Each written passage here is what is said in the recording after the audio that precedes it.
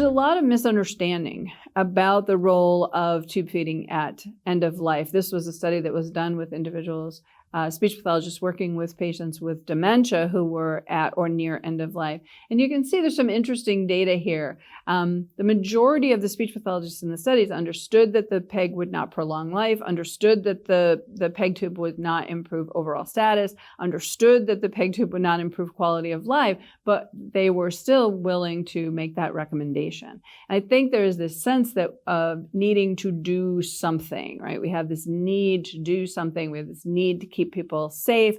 We've spent our whole career trying to decrease aspiration risk, but it's a different story here when we talk about these patients who are at or near end of life.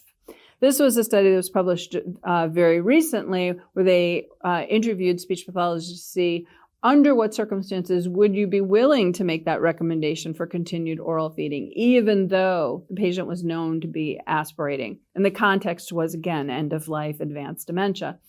And so you can see as you look at this that we're getting there. We're getting to a better understanding of when it might be appropriate to recommend continued oral feeding, even in the face of known aspiration for these patients who are at or near end of life.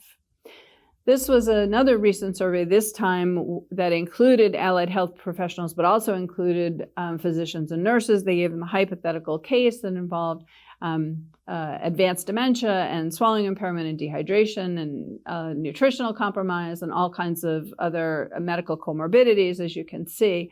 And there is still this sort of reluctance and a lack of knowledge about what tube feeding can do, and perhaps more importantly, what tube feeding just simply doesn't do for these patients who are at end of life. It's unlikely to improve any of those issues like dehydration, like malnutrition, like immune compromise. Patients at end of life are simply not going to be able to access that nutrition.